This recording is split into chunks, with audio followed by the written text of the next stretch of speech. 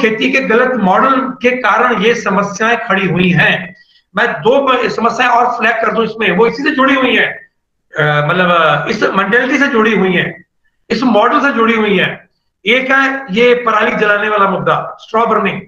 Straw burning भी monoculture और MSP की देन है, और अदरवाइज नहीं आता, उसी में से आप उसी में फंसे रहे। और दूसरा जो पंजाब में ग्राउंड वाटर, हरियाणा में भी जो ग्राउंड वाटर आपने ऑलमोस्ट खत्म कर लिया है आपने पूरे का पूरा।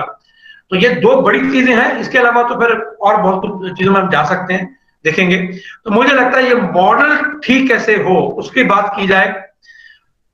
जो सवाल आपने किया था कि सरकार क्या खरीदे, मुझे लगता है एक बार खरीदना पड़ेगा आपको, 4 साल 5 साल 10 साल का एक पीरियड देना पड़ेगा टेपर ऑफ करने के लिए, धीरे धीरे उसको हटाना पड़ेगा। आप अचानक नहीं कर सकते ऐसा, वो मुझे लगता है। वो ये क्या है, बॉटम अप्रोच जिसको कहते हैं, जमीन की जो आवश्यकता है वो ऊपर तक जाए, इसकी बात नहीं हो पा रही।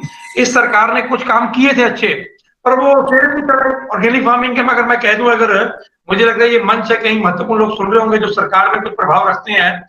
इस सरकार ने एक योजना बनाई थी, दीनदयाल उपाध्याय उन्नत कृषि शिक्षा योजना।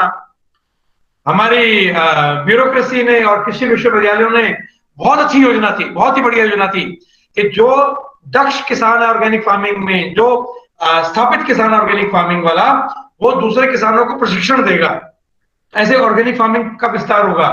तो कृषि विश्वविद्यालयों ने ऐसा डंगा लगाया, और बीच में कुछ ब्यूरोक्रेसी ने भी ऐसा डंगा लगाया, बहुत अच्छी योजना थी, वो योजना सिरे नहीं चढ़ी। तो ऐसे में और कितने पीके भी भाई योजना है, मैं कितनी चीजें गिना सकता हूं। तो सरकार की कभी कभी नीयत में गड़बड़ होती है, कभी कभी नीयत ठीक होती है तो नीचे तक पहुंच नहीं पाता।